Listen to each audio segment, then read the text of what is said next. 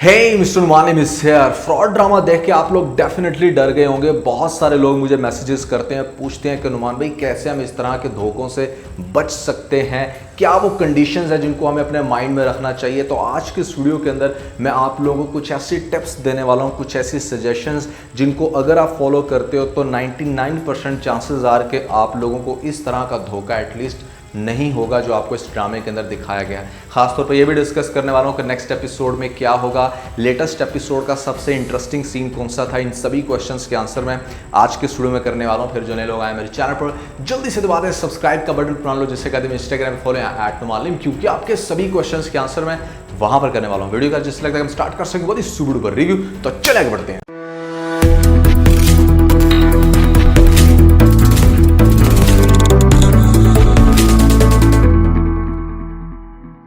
अच्छा, मैं आपको वन बाय वन सारी चीज़ों को डिस्कस करके बताऊंगा कि मतलब किस तरह से आप अपने आप को, अपने फैमिली को प्रोटेक्ट कर सकते हो इस तरह के फ्रॉड से। तो भाई सबसे पहले जब भी रिश्ता जुड़ रहा होता है, जो सबसे इंपॉर्टेंट चीज़ नोट करने वाली होती है बिल्कुल स्टार्ट में, वो ये कि यहाँ पर कुछ भी अनयूजुअल तो नहीं हो रहा। जैसे इस ड्रामे के केस के अंदर इट वॉज वेरी क्लियर कि यहाँ पर इतना अमीर आदमी है, वो इतना गुड लुकिंग है, पेरेंट्स बड़े सिंपल से, यहाँ पर फैमिली में कोई बहुत ज़्यादा लोग नहीं है, इतना बड़ा घर गाड़ी सब कुछ, अपनी फैक्ट्री है, फाइनेंशियली स्टेबल। तो फिर आखिर ऐसी क्या मजबूरी पड़ गई इन लोगों को, कोई लड़की नहीं मिल रही और टपक पड़े हैं हमारे घर में, फ़ौरन से रिश्ता मांग रहे हैं, इतना बेताब हो गए कि जैसे मतलब कल ही शादी करनी है। Yes, there is no doubt कि ऐसी बहुत सारी रिच फैमिलीज़ हैं जिनको इस चीज़ से कंसर्न नहीं होता कि लड़की के पास कितना पैसा है या नहीं, या हमारा स्टैंडर्ड मैच कर रहा है या नहीं। वो लोग सिर्फ एक अच्छी मशरकी लड़की चाह रहे होते हैं, और ऐसी फैमिलीज भी बिल्कुल अब्रप्टली शादी चाह रही होती हैं, कहती हैं कि भाई हमें फ़ौरन से बस शादी करनी है, हमारा बच्चा ओवर एज हो रहा है या व्हाटसोएवर जो भी रीज़न है, वो यहाँ पर फ़ौरन से शादी की जल्दी मचाते हैं। और ऐसी कंडीशन में अक्सर देखा गया कि लड़की की 1-1.5 महीने के अंदर शादी हो जाती है और वो बड़ी अच्छी एडजस्ट होती है अपनी फैमिली के अंदर, किसी किस्म का कोई भी इशू नहीं होता।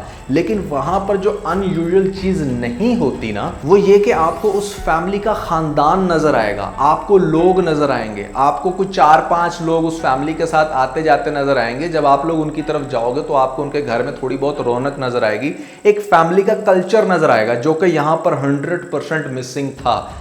एक छोटा सा पॉइंट है कहने को, लेकिन वो एक बहुत बड़ा कनेक्शन रखता है कि भाई आखिर में सिर्फ 3 लोग हैं या ऐसे में 25 लोग, कितने लोगों का आना जाना है इनके घर में, इस चीज़ को देखना बहुत ही ज़्यादा ज़रूरी है। जिसको हम कहते हैं कि लोग ख़ानदानी हैं या नहीं, ख़ानदानी लोगों का ऐसे ही पता चलता है। दूसरा जो पॉइंट आपको अपने जहन में रखना है वो ये कि अगर फॉर एग्जाम्पल ऐसी फैमिली आपके पास आ गई है, और बहुत सारे केसेस में ऐसा देखने में आया कि जहाँ पर फैमिलीज का बहुत ज़्यादा इंट्रैक्शन नहीं होता अपने ख़ानदान वालों के साथ। हमारे अपने इर्द गिर्द आपको बहुत सारे ऐसे लोग देखने को मिलेंगे कि इतने बड़े बड़े ख़ानदान हैं लेकिन किसी के साथ भी बोलचाल नहीं है, इतनी बड़ी फैक्ट्री है लेकिन वहाँ पर भी लोग बड़े प्रोफेशनल रहते हैं, किसी भी किस्म की कोई डिस्कशन नहीं करते। तो अमूमी तौर पे ऐसा देखा गया है कि ऐसे बॉस के ख़िलाफ़ या ऐसे एम्प्लॉय के ख़िलाफ़ अक्सर लोग बुरी परसेप्शन ही रखते हैं कि बड़ा एटीट्यूड में रहता है। तो इर्द गिर्द से फीडबैक लेना बहुत ही फजूल है। ये जो लोग आपको अक्सर कहते हैं कि जाके एम्प्लॉइज से पता करो, हु नोज कि आप उसके किसी ऐसे एम्प्लॉय के पास बैठ गए जो कि उसके बारे में पहले से ही खारबाजी रखता है और वो आपको नेगेटिव फीडबैक दे। हु नोज कि आप जिस हमसाए वाले से जाके पूछ रहे हो उस खानदान के बारे में, उनको पहले से ही कोई तकलीफ हो किसी वजह से, वो उनका गलत फीडबैक दें। तो ये कोई अच्छा तरीका नहीं होता कि आप उनके इर्द गिर्द के मोहल्ले वालों से पूछो या फिर आप उस ऑफिस के दूसरे लोगों से जाकर पूछो। वो ज़रूरी नहीं है कि अच्छा फीडबैक दें। ज़रूरी जो पॉइंट इसके अंदर है वो ये कि यहाँ पर वो लोग शादी की कितनी जल्दी मचा रहे हैं। कभी भी आप खास तौर पे अगर आप ख़ानदान से बाहर शादी कर रहे हो तो शादी में जल्दबाजी नहीं करनी चाहिए। मिनिमम आपको 6 मंथ्स का लाजमी टाइम लेना चाहिए, और उस 6 मंथ्स के अंदर आपको क्या करना है, आपको बहुत ज़्यादा आना जाना है। ये नहीं कि आप उनके ख़ानदान वालों के अंदर घुसे हुए हो या उनके प्रोफेशनल प्लेस में जाके तरह तरह के लोगों से फीडबैक लो। ऐसे में अगर आप इस तरह की कोई भी हरकत करते हो और उस फैमिली को पता चल जाती है कि आप ऐसे इन्वेस्टिगेशन कर रहे हो, तो वो डेफिनेटली ऑफेंड हो जाएंगे, उनको बुरा लगेगा। आपको क्या करना है कि उनके साथ अपना इस तरह से कनेक्शन बनाना है कि बिना बताए चले गए आप डेफिनेटली वहां पर अपनी बेटी देने जा रहे हो, तो आपके पास पूरा राइट है कि आप किसी भी समय जाके डायरेक्टली उनका घर का माहौल चेक करो, समटाइम बता के समटाइम बिना बताए। और ख़ास तौर पे अगर आप ये 6 मंथ्स का टर्नओवर रखते हो दरमियान में, तो 1-2 इवेंट दरमियान में लाजमी आ जाते हैं, जैसे कोई ईद त्यौहार इस तरह का सीन जहाँ पर आपको बहुत अच्छे से क्लैरिटी होगी कि ये लोग किस टाइप के हैं, ये लोग किस तरह से चीज़ों को सेलिब्रेट करते हैं, इनका क्या पैटर्न है लाइफ को एंजॉय करने का, किस तरह से ज़िंदगी को लेकर चलते हैं। काफ़ी ज़्यादा क्लैरिटी हो जाएगी, मतलब किसी से पूछने की ज़रूरत ही नहीं है, किसी के पास जाने की ज़रूरत ही नहीं है। अल्लाह ने बेवकूफ़ से बेवकूफ़ इंसान को भी इतना दिमाग ज़रूर दिया है कि वो एक सर्टन टाइम जब किसी के साथ गुजारता है तो उसको बहुत अच्छे से क्लैरिटी हो जाती है। अगला इंसान चाहे जितना भी स्मार्ट बनने की कोशिश करे, वो किसी ना किसी पॉइंट पर आपको अपना आप ज़रूर दिखा देगा। एक्टिंग एक दिन की जा सकती है, 2 दिन की जा सकती है, 1 हफ्ता की जा सकती है, 2 हफ्ते की जा सकती है, लेकिन मुसलसल 5 से 6 महीने आपके आगे कोई अगर एक्ट प्ले कर रहा है तो वो कभी ना कभी ज़रूर फेल होगा, और उसके फेल होने पर ही आपने उसको पकड़ना है। नेक्स्ट चीज़ जिसका आपको बहुत ख्याल रखना है वो ये कि इस तरह की जो वेल ऑफ फैमिलीज़ होती हैं वो कभी भी किसी किस्म की कोई डिमांड नहीं करती, क्योंकि उनके घर में पहले से ही सब कुछ होता है। तो कोशिश होती है ऐसी फैमिलीज़ की कि भाई ना प्रेशर डाला जाए बेटी के बाप के ऊपर। तो ऐसे में अगर आप अपनी बेटी को कुछ ना कुछ देना चाहते हो, जो कि डेफिनेटली देना भी चाहिए, अपनी इस्तात के मुताबिक आप ज़रूर दें, आपकी बेटी का ये राइट होता है, तो आपने कुछ भी अगर उसको देना है तो that should be immovable property. Immovable property मैं उसको कह रहा हूँ जिसको ईजी ना हो मूव करना, जो फ़ौरन से किसी दूसरे के नाम ट्रांसफ़र ना हो जाए। यहाँ पर बैंक बैलेंस में आप जितनी मर्जी अमाउंट रखवा दो, उसको फ़ौरन से कैश आउट करवाया जा सकता है। अगर आप जेवर देते हो तो वो भी फ़ौरन से बेचा जा सकता है।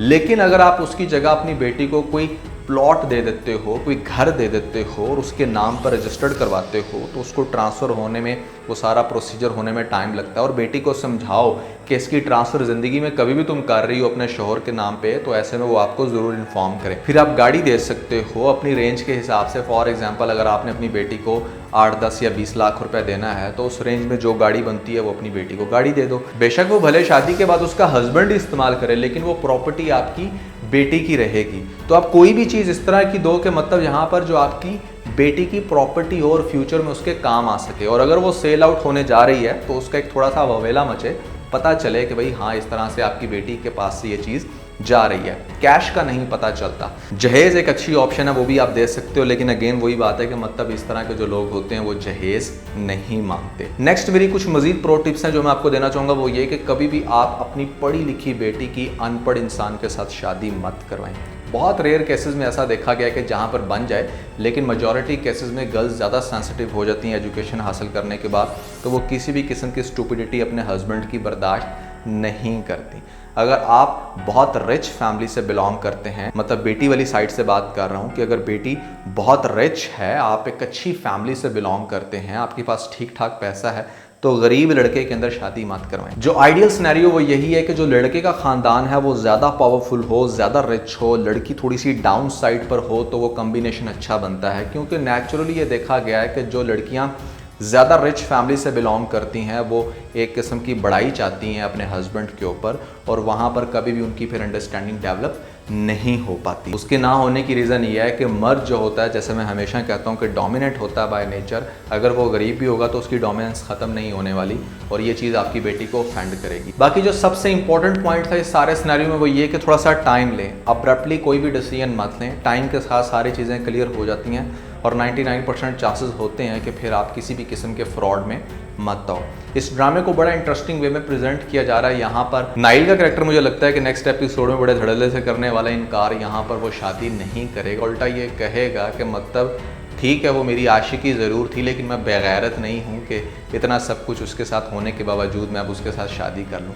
और अगर वो शादी करेगा तो वही सारा सिनेरियो बनने वाला है जो कि मैं आपको अपने लास्ट रिव्यू में बता चुका हूँ। काफ़ी इंटरेस्टिंग रिव्यू था, अगर आपने वो नहीं देखा तो ऊपर आप लोगों को लिंक मिल जाएगा, जल्दी से लिंक पे क्लिक करके वीडियो देख के अपना फीडबैक मुझे ज़रूर दीजिएगा। सबसे ज़्यादा जो इंटरेस्टिंग काम होने वाला नेक्स्ट एपिसोड में वो ये कि शान की जो स्टेप सिस्टर है, अब शान चाहता है कि इसकी शादी हो जाए, और उसकी शादी जैसे कि मैं अपने प्रीवियस रिव्यू में बता चुका हूँ कि आगे जाके उसी फ्रॉडिये के हत्थे चढ़ने वाली है लड़की भी, तब्रेज करेगा इसके साथ अपनी वो सारी सेटिंग, उसी तरह से फंसाएगा इसको, और इसी के सिनेरियो में फिर इसको पता लगने वाला है कि मतलब यहाँ पर माया के साथ क्या हुआ। माया का और शान का कनेक्शन इसी सिनेरियो में बनेगा। तो ओवरऑल काफ़ी इंटरेस्टिंग जा रहा है ड्रामा, बहुत कुछ सीखने को मिलता है। आप लोगों को इस ड्रामे के अंदर सबसे ज़्यादा अच्छा क्या लगता है? अगर मैं अपनी बात करूँ तो मुझे लेटेस्ट एपिसोड में सबा कमर की एक्टिंग बहुत ही सुपर्ब लगी। मतलब मैंने इस सीन को एक नहीं बल्कि 4-5 दफ़ा देखा है, क्या कमाल की नेचुरल एक्टिंग करती है।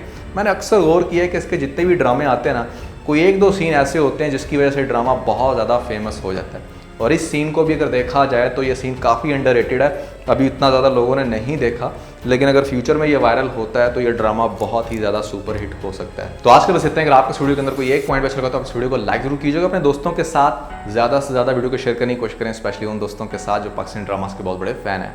वीडियो चलेगी तो सब्सक्राइब बटन के ऊपर जरूर क्लिक कीजिएगा और कमेंट सेक्शन में मुझे अपना फीडबैक देना मत भूलिएगा। और ये सारे काम करने के बाद आप बेल आइकन प्रेस कर लीजिएगा ताकि लेटेस्ट अपडेट आप लोगों को सबसे पहले मिल सके। इसके साथ में बहुत सारा ख्याल रखें, stay motivated and God bless you.